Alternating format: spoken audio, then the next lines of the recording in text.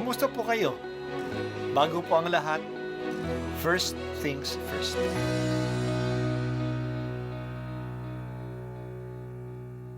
Good morning po. Sinisimulan po natin ngayon ang first things first.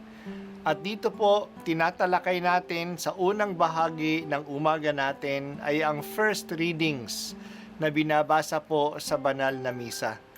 Ito pong tinatalakay natin kasi madalas po kasi marami na tayong alam tungkol sa gospel readings. Pero konti po ang nagsasalita sa first readings. Pero ang first readings, bahagi din po yan ng Biblia, ng banal na kasulatan. Kaya susubaybayan po natin ang mga first readings, basahin po natin at kuminsan kailangan ng basahin ng 2 o 3 beses bago maintindihan kasi hindi po tayo familiar sa mga istorya at sa mga kaisipan na tinatalakay dito. Ang pagbasa mula sa aklat ni Propeta Daniel. Noong mga araw na iyon, si Haring Belsasar ay nagdaos ng malaking piging para sa 1,000 tagapamahala niya. Nang kasalukuyan silang nagiinuman, ipinakuha ni Haring Belsasar ang mga kagamitang ginto at pilak na sinamsam ng ama niyang si Nabucodonosor sa templo ng Jerusalem. Ipinakuha niya ang mga ito upang inuman nila ang mga maharlika ng kaharian, mga tunay na asawa at mga aliping asawa. Ang mga kagamitang ginto at pilak na sinamsam sa templo ng Diyos ay dinala nga sa bulwagang pinagdarausan ng piging. Habang sila'y nagiinuman, sinasamba naman nila ang kanilang Diyos-Diyosang ginto, pilak, tanso, bakal, kahoy at bato. Walang ano-ano, lumitaw ang isang kamay at kitang-kita ni Haring Belsasar na ito'y sumulat sa pader ng palasyo sa tapat ng kandelero. Dahil dito, nangalisag ang kanyang mga balahibo at namutla siya sa matinding takot. Ipinatawag si Daniel at iniharap sa hari. Sinabi nito kay Daniel, "Ikaw ba ang Daniel na kasama sa mga binihag ng aking ama mula sa Huda? Nabalitaan kong sumasa iyo ang espiritu ng mga banal na Diyos. May pambihirang talino ka raw at kaalaman. Nabalitaan ko na marunong kang magpaliwanag ng mga bagay na tulad nito at mahusay kang lumutas ng mga palaisipan. Ngayon, kung mababasa mo at maipapaliwanag ang sulat na ito, pararamtan kita ng purpura, kukwentasan ng ginto at gagawing pangatlong tao sa kaharian." Sinabi ni Daniel sa hari, "Mahal na hari, huwag na po ninyo akong bigyan ng anuman. Ibigay na ninyo sa iba ang sinasabi ninyong gantimpala. Babasahin ko na po lamang at ipapaliwanag ang sulat. Nagpakataas kayo sa harapan ng Panginoon. Ipinakuha ninyo ang mga kagamitan sa kanyang templo at ginamit sa inuman.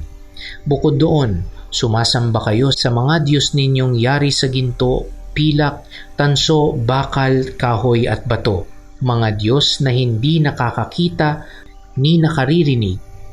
At ang Diyos na nagbibigay sa inyo ng buhay ay hindi ninyo pinarangalan.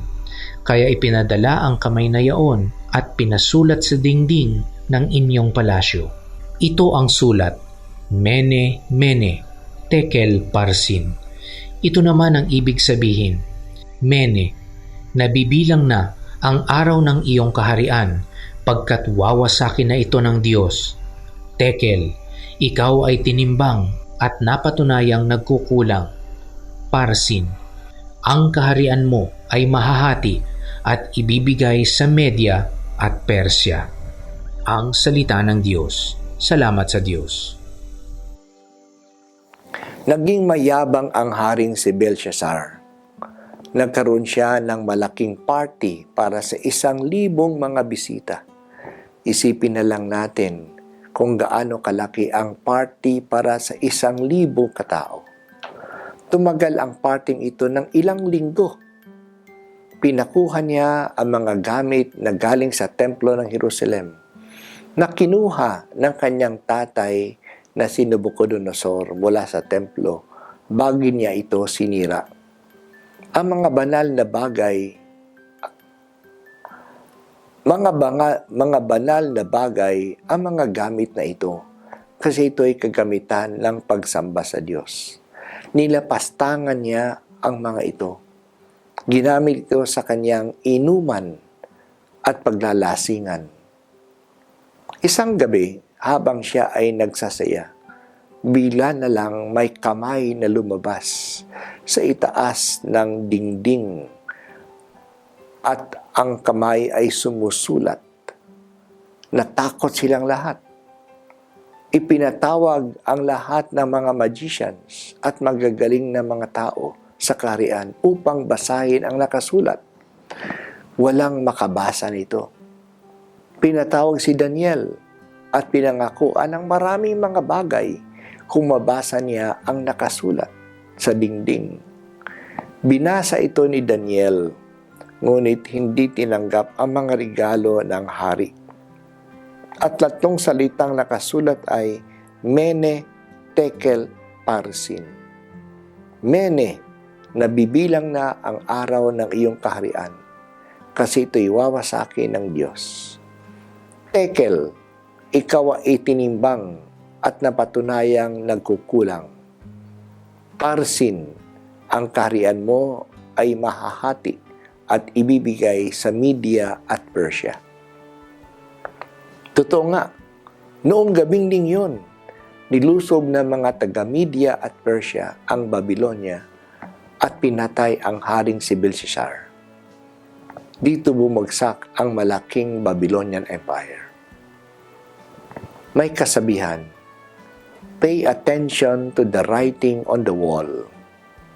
Ito ay tumutukoy sa pangyayaring ito. Ang writing on the wall ay nagpapahiwatig ng warning. Warning na masamang pangyayari dahil sa pang-aabuso ng may kapangyarihan. Sana hindi natin antayin ang writing on the wall. Huli na kapag dumating pa ang warning na ito. Sa ating Christian spirituality, mayroon tayong practice na nakakatulong sa atin na subaybayan ang ating buhay. Yan ay ang examination of conscience. Inihikaya tayo na araw-araw, suriin ang pangyayari sa araw na yon. Kung ano ang ating ginawa at suriin ang ating budhi. Sa pagsusuri nito, nakikilala natin ang ating kahinaan at kalakasan. Napapansin na agad ang ating mga kahinaan at napipigilan na ito upang hindi lumago. Hindi naman bigla-biglang dumadating ang kasamaan sa buhay natin. Hindi naman bigla-biglang nagiging masama tayo. Ang kasamaan ay dahan-dahan na pumapasok sa ating isip, sa ating damdamin at sa ating mga pagkilos. Kung palagi nating sinusuri ang ating sarili, mapapansin na agad natin ang takbo ng ating puso at madidesisyonan na agad natin kung gusto nating itong pigilin. Huwag nang mag-antay ng writing on the wall. Sinisiyasat mo ako, Panginoon. Kilala mo ang bawat iniisip ko at ang pangyayari sa buhay ko. Liwanagan mo ako. At ako po ay si Bishop Broderick Pabilio dito sa First Things First.